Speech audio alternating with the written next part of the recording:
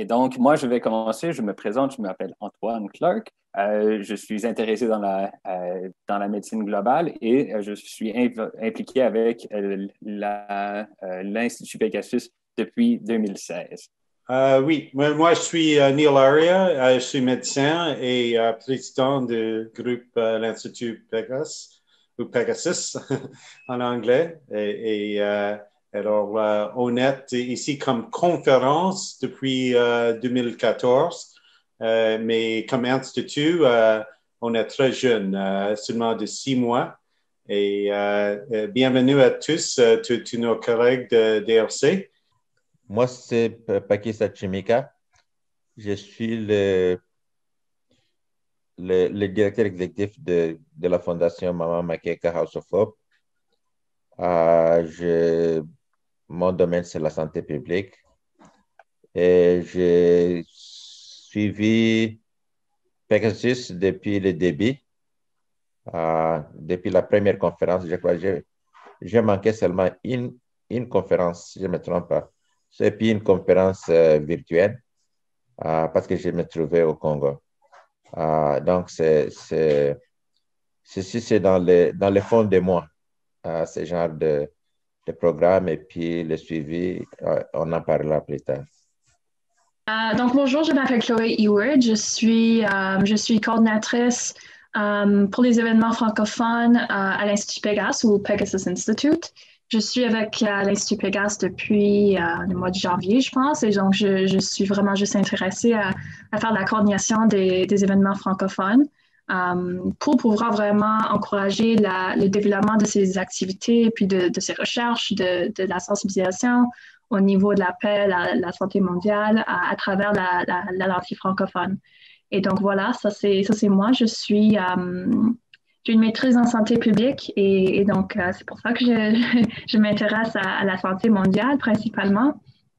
Et je suis couramment aussi agente de planification pour les services de santé en français dans la région du sud-ouest de l'Ontario au Canada. C'est ça que je fais pendant mes journées.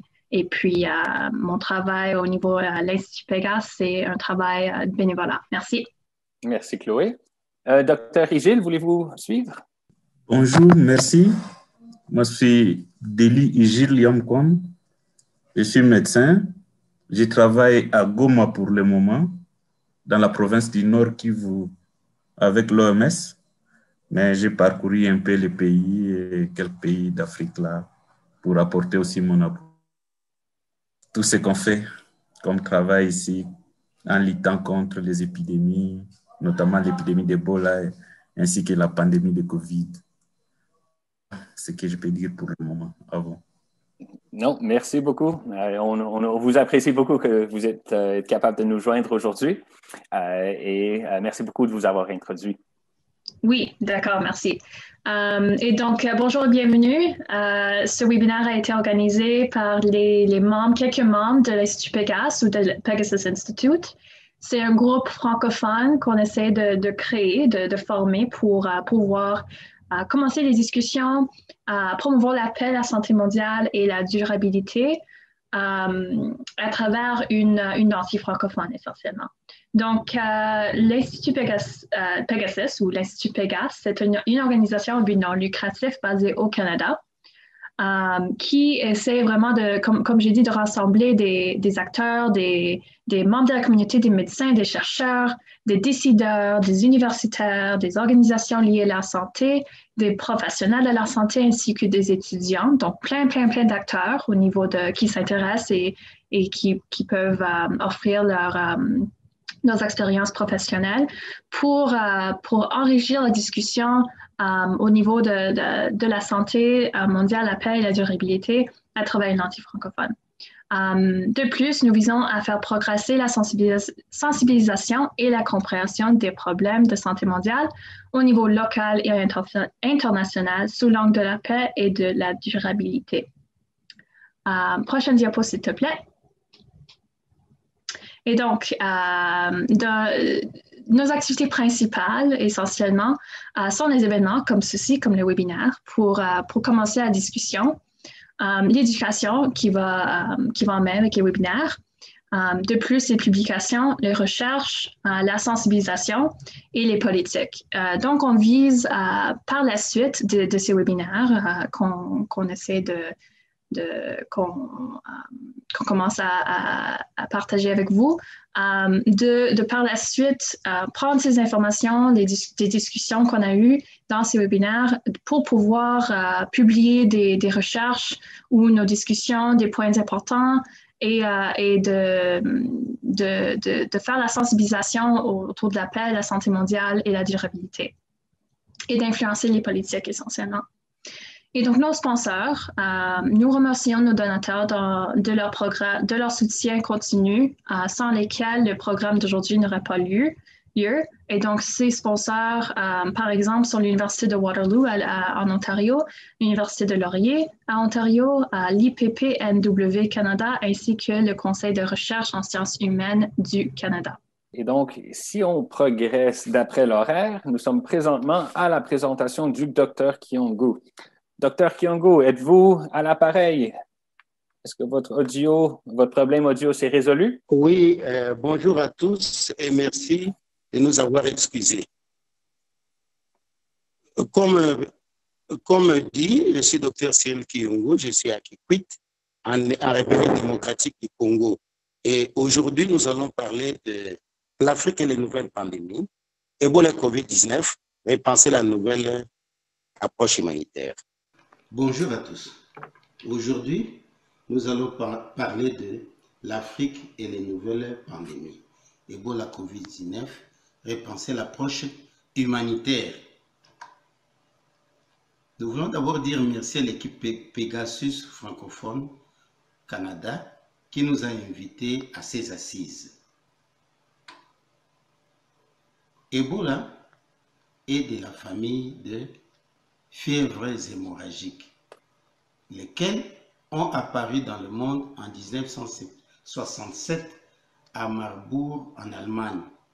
Mais pour ce qui concerne l'Ebola, c'est en 1976 en République démocratique du Congo, dans la province de l'Équateur. Et depuis, il s'est répandu à travers le monde, faisant de nombreuses victimes. Évidemment, c'est l'Afrique qui paye le plus lourd tribut, 44% des cas. La République démocratique du Congo a été frappée 12 fois depuis 1976. Nous étions témoins et acteurs principaux dans la lutte contre l'épidémie d'Ebola 1995 à Kikwit.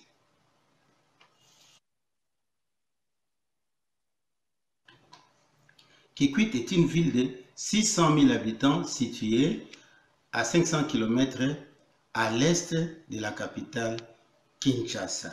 Elle est divisée en deux zones de santé. La zone de santé Kikwit Nord et la zone de santé Kikwit Sud, chacune avec un hôpital de référence. Moi, j'étais médecin directeur de la maternité Kikwit 2, hôpital de référence pour la zone de santé Kikwit Sud, quand en février 1995, je suis accusé de sorcier, mangeur d'hommes, à cause d'une épidémie inconnue qui s'était déclarée dans mon hôpital.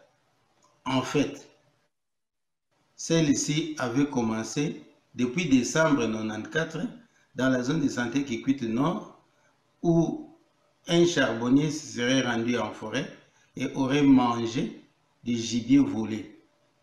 La population a interprété la mort qui s'est déclarée dans cette famille comme Landa Landa. L'effet d'un fétiche vengeur, c'est l'épisode Landa Landa. Cet épisode n'a pas été communiqué par la zone de santé Kikwit Nord. Une erreur fatale. Parce que quand elle a gagné la maternité Kikwit 2, elle nous a pris par surprise. Cet effet de surprise, vous le verrez toujours quand Ebola rencontre pour la première fois les traitants, un médecin ou un infirmier. Ebola les tue.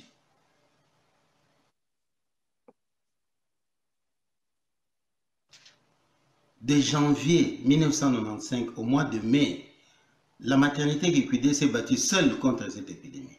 3 choses se sont passées là-bas. La première, c'est la maternité Kikwit qui a dit ce n'est pas Landa, ce n'est pas le vol des diamants, ce n'est pas Koukou Pembani, Dr Fontaine, c'est une épidémie. Le mot épidémie est venu en 1995 de la maternité Kikwit. Et nous avons parlé de épidémie de gastro-entérite fébrile et hémorragique. C'est nous qui avons parlé de ça.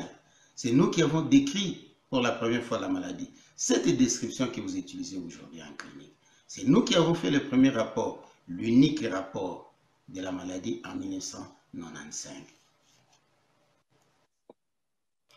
Tout ceci, à la maternité Kikwit 2, en résumé, il y a eu stop rumeur, diagnostic des gastro-entérites, description clinique de maladie et rapport adressé à tous.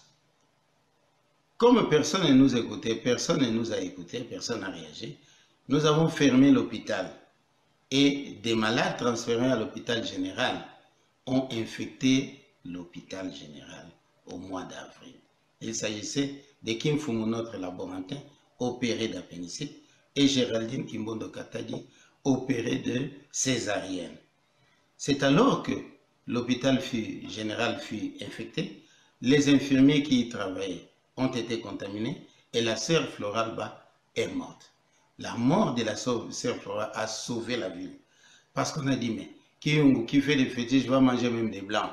Alors ça, tout le monde a sursauté. Sous pression, docteur Kipassa, médecin directeur de l'hôpital général, va appeler professeur Mouyembe, dont l'engagement a fait l'admiration de tous lors de cette épidémie, parce que la communauté internationale s'est mobilisée autour de lui et l'épidémie a été stoppée.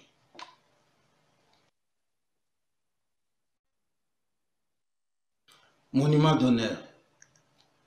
Nous voulons penser aux victimes de l'épidémie Ebola 1995, à la maternité Kikwit 2 et à l'hôpital général. À la maternité Kikwit 2, Kimfumu, Kimbambo, Biengi, Kachama, à l'hôpital général Dr Ofour, les 7 sœurs religieuses, dont 6 italiennes, des infirmiers, des travailleurs, des secouristes, des membres de famille, bref, plus de 250 victimes.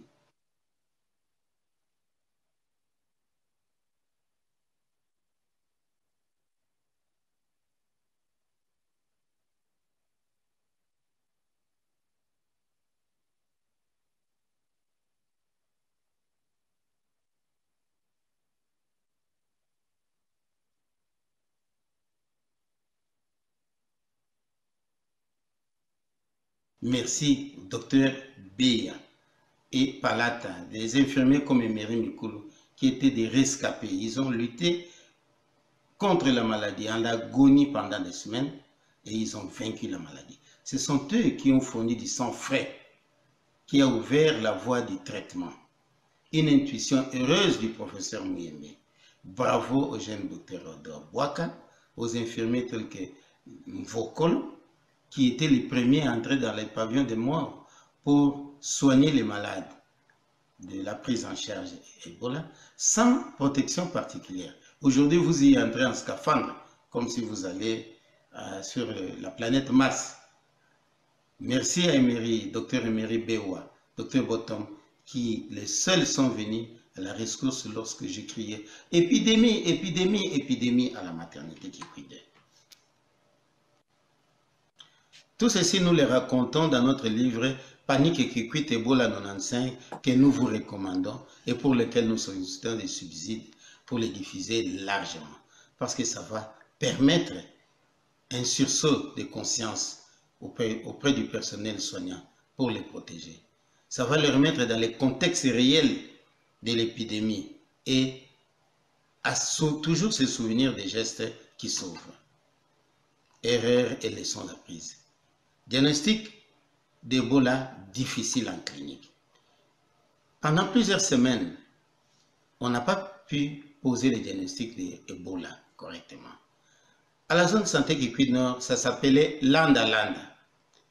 À la maternité Kikwit 2, on a parlé de gastro-entérite hémorragique. À la salle d'opération, j'ai parlé de syndrome de Kouvler. Et les experts à l'hôpital général au mois de mai ils ont parlé de diarrhée rouge. Et finalement, le professeur Mouyembe parlera de Ebola. Autant de noms, autant de diagnostics. Pourquoi? Parce que les cours à la faculté de médecine n'avaient pas intégré Ebola 1976. Pourtant, 20 ans après, nous proposons que les cours soient donnés en tenant compte des réalités locales. C'est bon de nous parler de Anchulistan, thyroïdite d'Hashimoto, la maladie de l'hétérosive, de taches de Gomprek. Ça ne tuera pas, cher professeur. Parlez plus de Ebola et de Covid-19. Mauvaise gestion de l'information sanitaire. À Kikwit, en 1995, aucun rapport médical n'était établi de décembre 1994 au mois de mars 1995. Et quand nous avons fait le seul et l'unique rapport, personne n'a réagi, aucune action gouvernementale. Si on avait réagi à notre rapport de mars, il y aurait eu moins de morts. Coupables ou non coupables, il n'y aurait pas eu 250 morts. Nous disons améliorer la gestion de l'information sanitaire. Le conflit de leadership. Deux versions existent actuellement de l'histoire de la maladie à Kikwit. Certains disent du quartier Potopoto, l'hôpital général a été contaminé. Et docteur Kipasa est le seul qui a travaillé avec professeur Mouyembe. D'autres disent non, ce n'est pas comme ça. Du quartier Potopoto, c'est la maternité Kikwit qui était infectée la première. Et là-bas, docteur Kiyungu a fait son rapport. C'est lui qui a parlé d'épidémie et c'est lui qui a décrit la maladie. Pourquoi cette omission? Qui a pu faire ça? Corrigeons, rétablissons la vérité scientifique et historique, telle que le dit Ed Regis dans ce livre Varus Ground Zero.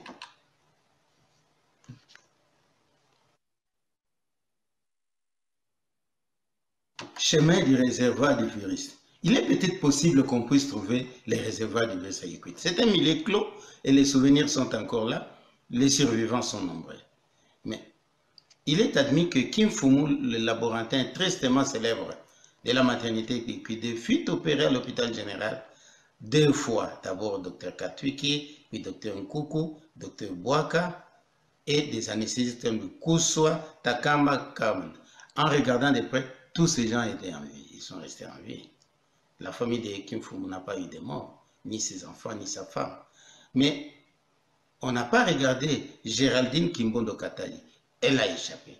Elle que moi j'ai opéré, Dr Kiyungu, et Dr Niembo, qui priait avec Géraldine. L'anesthésiste était Willy Moubiala. Géraldine meurt, son bébé meurt, son pasteur meurt, sa tante meurt. Willy Moubiala meurt et Niembo meurt. N'est-ce pas Géraldine qui a contaminé l'hôpital général plutôt que Kim Fumu? Des milliers de prélèvements ont été faits dans la forêt où Gaspard Menga allait chercher du bois. Tous négatifs. On aurait pu trouver les propriétaires du piège qui auraient renseigné les lieux exacts, les traces de l'animal pris au piège, des poils, donc un singe ou un renard, des plumes, donc un oiseau, des écailles, donc un serpent ou un pangolin. En tout cas, la science aurait été gagnante et si on avait intégré tous les aspects dans la lutte. Expansion rapide et mortalité élevée due au virus. Cause immédiate. Manque d'équipement dans les matériels, manque d'équipement et de matériel de protection pour le personnel. Mauvaise pratique d'hygiène populaire. Manque d'eau dans les installations sanitaires. Manque d'esprit d'éveil du personnel, c'est-à-dire manque d'esprit cartésien. Usage de la coutume et l'usage dans les rites mortuaires, des causes lointaines, les croyances rétrogrades. Est-ce que c'est Dieu qui a créé les microbes ou bien c'est les diables? Il faut qu'on soit clair. Service d'hygiène non fonctionnel, pauvreté, mauvaise gestion des cimetières, non-intégration des services de santé. Bref, proposition, subventionnons les services de santé globale. La solution se trouve pas seulement dans les médicaments, mais aussi dans le développement global. L'hôpital général, les hôpitaux au Congo sont sous-équipés. Des blocs opératoires, on y opère le matin, midi et soir, et quand un malade arrive, on n'a pas suffisamment de temps de désinfecter. Les matériels, on a nettoyé à peine, c'est le flambage. Nous demandons à l'autorité sanitaire d'être plus regardant, au secrétariat général d'être strict dans les hôpitaux. Dès qu'on aura un cas Ebola ou Covid qui va passer par l'hôpital, ça risque de contaminer comme en 1995. Il y a un manque d'eau. À Kikwit, il y a un peu d'eau dans les réseaux de la Régie des eaux. Et l'hôpital général s'est connecté. Nous avons ainsi trouvé une petite équation. C'est à peu près 2 $ par lit à l'hôpital général par mois pour l'eau. Eh bien, nous devons faire le plaidoyer au niveau local, régional et international pour que nous puissions prendre en charge l'eau dans les hôpitaux. Et au niveau des foyers, nous avons initié le projet JAR. Le JAR, c'est un contenant pour l'eau de pluie. Nous avons 9 mois de saison de pluie. Ne pouvons-nous pas prendre de l'eau de pluie pour se laver avec les mains? Nous avons commencé ce projet avec Dr Paul Yassegers et Dr Jens, qui étaient des anciens de Kikwit qui sont en Belgique. Ils prennent un peu d'argent qu'ils nous envoient. Avec ça, nous sommes déjà à 2000 jars. Les enfants amènent de l'eau à la maison et on remplit le tonneau ici. Le tonneau. On garde cette eau pour laver nos toilettes. Oui. C'est très important d'avoir de l'eau. Pourquoi? Pourquoi nous devons avoir de l'eau alors? Pour laver les mains. Pour se laver, hein? Pourquoi est-ce qu'on doit se laver les mains? Oui? Pardon? Pour éviter les microbes. Éviter les microbes. Pour ne pas attraper des maladies que vous connaissez peut-être, la fièvre typhoïde, la polio, la dysenterie. C'est toutes des maladies qu'on appelle les maladies des mains sales. C'est-à-dire, si on a les mains sales, si on ne les lave pas avant de manger, par exemple, on peut attraper ces maladies.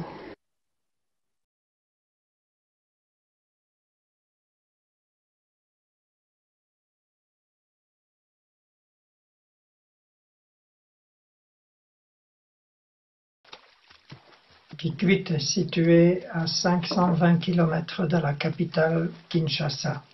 C'est un grand plateau de sable traversé par des vallées profondes et des crevasses creusées par les confluents de la rivière Kwilu.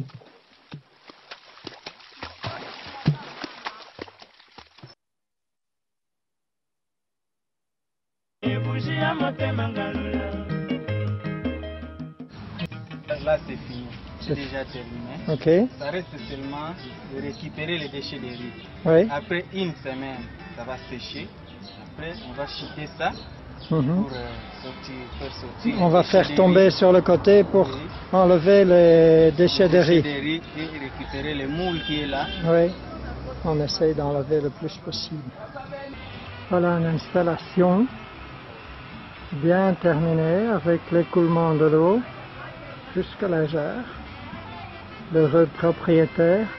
Et voilà ce dont on a l'habitude ici. La jarre coûte 100 $ et on la paye à crédit 5 $ le mois.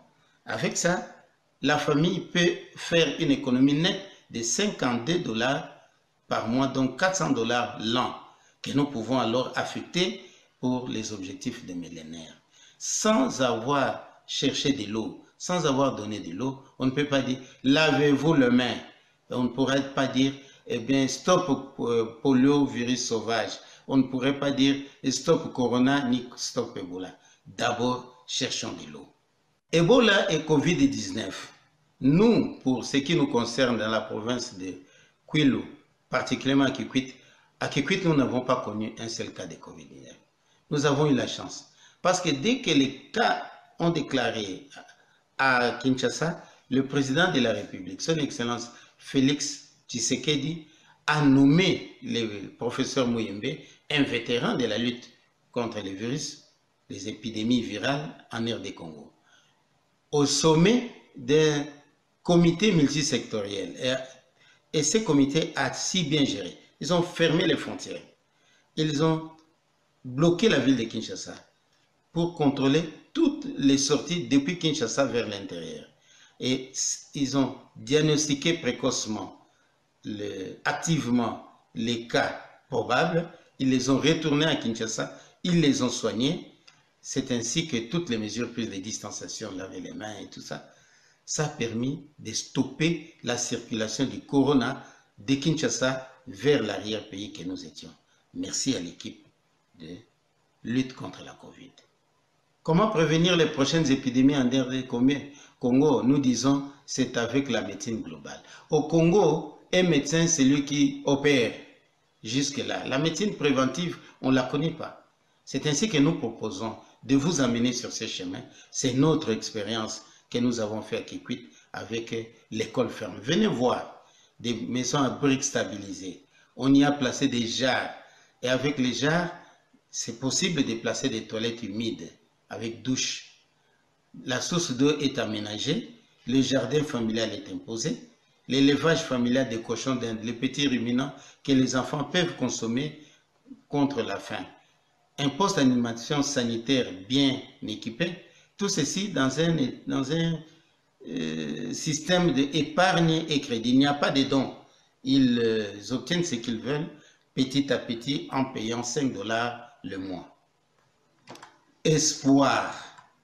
Nous avons espoir que nous pouvons bel et bien lutter contre les maladies des mains sales au Congo. Nous devons diffuser les livres Panique à Kikwit Ebola 1995 largement, parce que ça va maintenir un éveil pour la sensibilisation.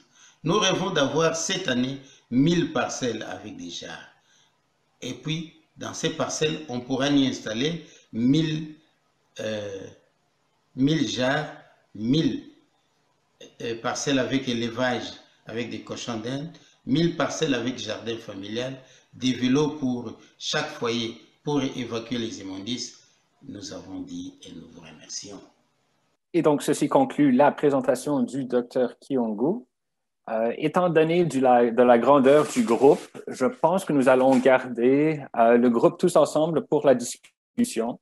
Et donc, nous pourrons poursuivre avec les questions pour le Dr Kiongu pendant cette période de discussion. Ceci dit, nous allons progresser avec la prochaine présentation, celle du Dr Deli Ijil, qui va nous partager son écran et va nous présenter une mise à jour sur l'état de COVID-19 et d'Ebola dans la province de l'Équateur et du Nord Kivu en RDC. À vous, Dr Ijil. Oui, bonjour, merci pour la parole. Merci pour le Dr Cyril Kiongu qui vient de nous présenter la situation de Kikwit. Néanmoins, nous allons plus nous focaliser sur la situation du Nord Kivu, qui n'est pas très différente de l'Équateur, pour parler de la 12e épidémie, qui est la dernière épidémie que la République démocratique du Congo a connue. Même si nous avons été à Kikwit, à l'Équateur, pour la 9e épidémie, 10e épidémie au Nord Kivu et 12e épidémie au Nord Kivu. Donc, la situation est presque la même là. Le plan de présentation est celui-là. Nous voulons commencer par le point saillant. Après cela, parler un peu de tout ce qui est du passé sur Ebola en République démocratique du Congo, avant de voir les tendances d'Ebola et de Covid dans la province du Nord Kivu, la distribution géographique des cas lors de la 12e épidémie, mais aussi l'évolution des alertes et des examens de laboratoire, la vaccination contre la maladie à virus Ebola, la prévention et contrôle de l'infection, et voir comment l'organisation de la riposte s'est effectuée maintenant, ce qui était différent des autres ripostes, les défis et les perspectives. Par rapport au point saillant, il faut se dire que la République démocratique du Congo a connu ses premiers cas de pandémie de COVID-19 depuis le mois de mars 2020. Et depuis ce temps jusqu'à ces jours, la province du Nord Kivu est la deuxième province la plus atteinte après Kinshasa. Et la plus atteinte uniquement parce que nous avons pu installer un système de surveillance des maladies dans cette province qui a permis que cette province puisse détecter le plus de cas, même au moment où, au niveau du pays, on n'avait qu'un seul laboratoire, INRB Kinshasa, qui était capable de faire les diagnostics de COVID-19. Pour cette épidémie, 12e épidémie d'Ebola, il faut se dire que c'est au 6 février 2021 qu'un cas a été confirmé par le laboratoire de Butembo. Et le 7 février, le ministre national a déclaré l'épidémie. Le ministre a déclaré la fin de l'épidémie le 3 mai, soit 3 mois après. Au total, on a eu 12 cas, dont 11 confirmés et improbables, dans 4 zones de santé, avec une létalité de 50% et 6 personnes ont été guéries. La situation d'Ebola en République démocratique du Congo est résumée qui nous montre les 12 épidémies. Les 11 qui ont précédé, parce que la 12e, on ne l'a pas encore mis ici, il faut qu'on mette Butembo, qui est une ville de la province du Nord Kivu, à plus de 2000 km de la ville de Kinshasa, et à peine à 50 km de Butembo. Et la 10e épidémie qui a précédé de 2018 à 2020 pratiquement a touché 3 provinces, Nord Kivu, Ituri et Sud Kivu. Alors que la 12e là, c'est juste la province du Nord Kivu, c'est autour de la zone de la ville de Butembo qui est à 50 km de Beni. Ça, c'est la cartographie. Mais néanmoins, dans quelles conditions on vient agir pour lutter contre cette épidémie? Comme vous voyez les 2 photos que je viens de mettre là, la première photo, derrière, vous voyez les bâtiments qui sont en bâche, en capot, avec des sticks. Et ça constitue les centres de traitement d'Ebola à Katwa, dans la ville de Butembo. Donc, c'est dans ces centres qu'on a soigné les malades de la 10e épidémie et qu'on a construit en provisoire en pensant que c'était la fin. Une année après, on se retrouve maintenant avec la 12e épidémie. On vient se rendre compte que tout ce qu'on a fait en provisoire là, les bâches et tout ça, on doit encore soigner les gens là-bas et ça donne des problèmes d'acceptation parce que les conditions d'hygiène et les conditions de vie de ces centres de traitement donnent l'impression à la population qu'on les amène là-bas pour mourir et non pas pour les aider à sortir vivants parce qu'on les met dans des conditions qui ne sont pas humainement acceptables. Ça, c'est le premier problème qu'on a dans tout ce qu'on a comme structure de soins en République démocratique du Congo, c'est qu'on n'a pas de vrais centres d'isolement où on peut prendre correctement en charge des cas de maladies contagieuses. À côté de ça, il y a ce qu'on appelle les triages pour entrer dans un hôpital ou un centre de santé. Pour ce coin où il y a eu même l'épidémie, pour entrer dans un hôpital, à peine on va trouver un seau qui a un robinet où on peut se laver les mains. Bien sûr, on porte le masque avec la COVID et une personne qui a un thermoflash pour vérifier si vous avez la fièvre ou pas avant d'être orienté. Mais comme vous voyez bien toutes ces structures, que ce soit les centres de traitement, que ce soit ces centres, l'endroit où on doit trier les gens, tout donne l'impression d'être quelque chose de provisoire qu'on doit vite laisser. Donc, il ne peut pas, à la place d'avoir des lavabos, on a ces seaux. Et si déjà le travailleur est fatigué pour aller puiser et venir remplir ces seaux, ne soyez pas surpris de venir vous retrouver avec un seau qui n'a même pas de l'eau pour laver les mains au sein d'un hôpital. La 12e épidémie, il y a une dame de 42 ans qui a commencé les signes le 20 janvier 2021. Cette dame a consulté une structure dans la zone de santé de Biena. Cette structure, c'est le centre de santé de Masoya. Et là, ils ont soupçonné une maladie, la maladie à virus Ebola. Ils ont fait le prélèvement dans ce centre le 3 février, soit plus de 10 jours après le début de la maladie. Le même 3, la famille va demander de transférer les malades pour l'amener dans la ville de Butembo pour les soins. Ils vont arriver le 3 à Butembo pour les soins et sera admis dans un hôpital de la place en soins intensifs. Et les malades qui étaient admis vont mourir le 4 février à Butembo, dans la ville de Butembo. On va garder le corps à la morgue. Il faut se dire qu'ici, personne n'a passé à la maladie à virus Ebola. Et le 5 février, on va l'enterrer sans précaution. L'échantillon qui était prélevé le 3 février à Masoya va arriver à Butembo le 6 février.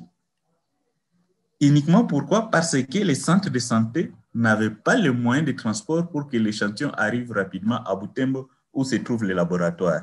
Et il faut se dire que Masoya-Butembo, ce n'est que 75 km. Quand l'échantillon arrive à Butembo le 6, les mêmes 6, on analyse, on va se rendre compte que c'est la maladie à virus Ebola et les cas étaient déjà enterrés. Le 7, le ministre déclare l'épidémie, il fallait maintenant riposter. Donc vous vous rendez compte qu'avec ces premiers cas qui est passé de Masoya jusqu'à Butembo, il y avait déjà 98 contacts qui étaient listés qu'il fallait suivre.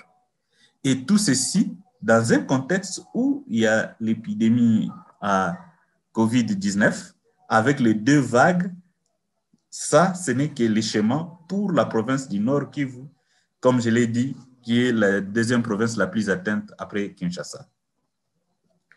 Nous avons, sur point de vue géographique, ici la ville de Butembo avec les 2 zones de santé, Butembo et Katwa, où il y a eu des cas, et puis Biena, d'où est venu les cas index dont nous étions en train de parler. Et il faut se dire que 2 personnels de santé ont été contaminés dans la ville de Butembo, dans un hôpital de Katwa. Et ces personnels de santé, c'est une infirmière qui était de garde à la maternité et le soir-là du 4 est venue rendre visite à ses collègues qui étaient aux soins intensifs et seulement en rendant visite, elle s'est fait contaminer. N'oublions pas qu'à cause seulement de cette dame ici à Katwa, donc sur les 12 cas de cette épidémie, il faut considérer que 10 pratiquement étaient des infections des personnes qui se sont contaminées au sein de l'hôpital. Dans la lutte, près de 1896 personnes ont été vaccinées contre Ebola. Heureusement que lors de la 10e épidémie, il y avait beaucoup de gens qui étaient vaccinés. C'est ça qui a stoppé un peu la propagation de l'épidémie, la 12e épidémie dans cette région. Mais quand nous voyons les mesures préventives pour lutter contre l'infection, au niveau des structures de ces 4 zones de santé où il y a eu des cas d'Ebola, on va se rendre compte que la plupart des structures n'ont ni système de triage, ni isolement fonctionnel. Et ceci après pratiquement 2 épidémies à maladie à virus Ebola en 3 ans. Cette situation, c'est une situation générale, que ce soit à l'Équateur, dans les Bandundu ou dans tous les pays. Les structures de santé souffrent de triage et des structures d'isolement correctes. Ceci fait que quand on a une maladie contagieuse ou quand on va dans un hôpital ou dans un centre de santé en République démocratique du Congo, la probabilité d'y attraper une autre maladie est très élevée. D'ailleurs, ceci, on a pu mener l'étude seulement sur à peine 63% des structures qu'on a essayé de visiter, parce que c'était difficile de visiter toutes les structures.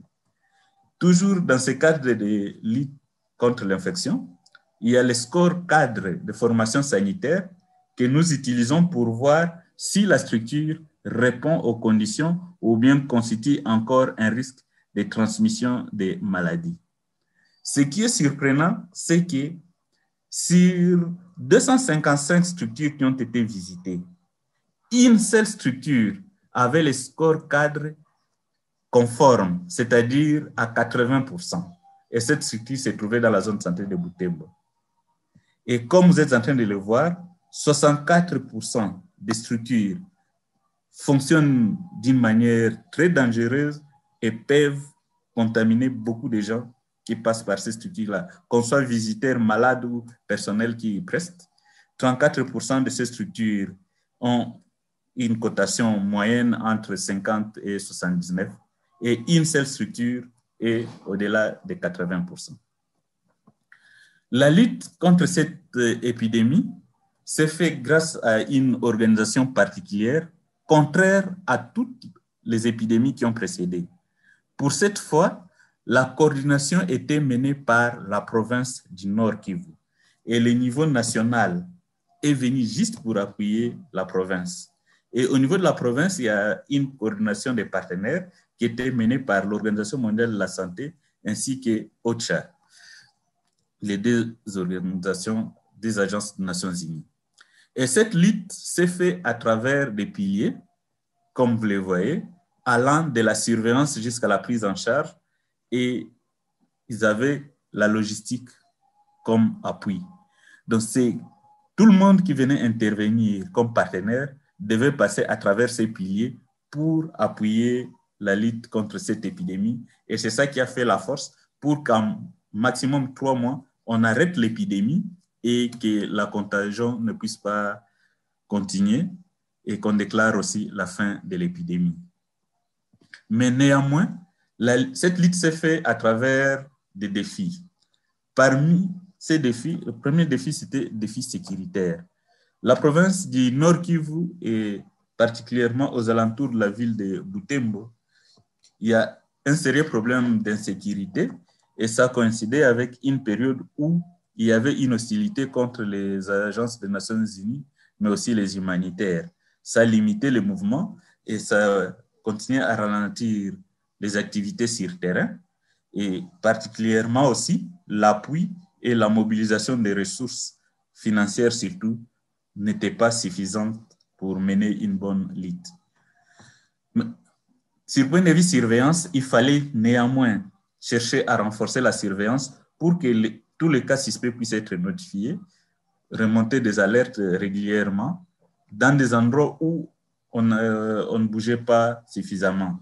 Et ceci, il fallait travailler à distance avec les équipes des zones de santé et de la division provinciale de la santé pour parvenir à ces résultats, en renforçant la recherche active, mais surtout aussi en renforçant la surveillance à base communautaire.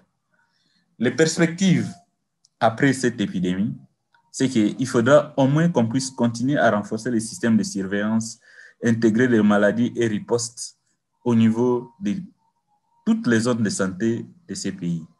Et ceci en renforçant, en améliorant la qualité des soins. À côté de cela, il faudra qu'on puisse lutter à faire de telle sorte que les structures de santé ne puissent pas être les endroits où on va se contaminer. Comme vous avez vu les scores cadres, les structures de santé n'ont même pas de l'eau qui coule. Il y a un grand problème d'hygiène et d'assainissement. Le risque est très élevé de se faire contaminer quand on fréquente ces structures de santé. Donc, il faudrait que, sur le point de vue prévention et contrôle de l'infection, qu'on puisse vraiment fournir beaucoup d'efforts sur le point de vue de WASH.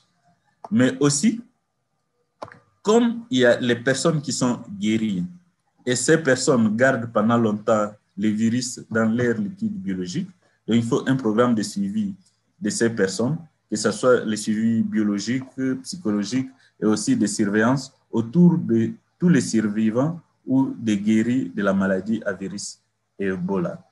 Sans oublier renforcée, la communication des risques et engagements communautaires, ainsi que les plaidoyers pour mobiliser les ressources afin de renforcer ces systèmes de santé. Voilà un peu résumé ce que nous avons à partager avec vous en ce qui concerne la 12e épidémie qui nous relate un peu la situation actuelle de tous les systèmes de santé en République démocratique du Congo. J'ai dit, je vous remercie. Et donc, ceci dit, avant qu'on se regroupe pour avoir la discussion de groupe, nous allons prendre une courte pause de 15 minutes afin qu'on puisse se dégourdir les jambes et on peut s'étirer un peu.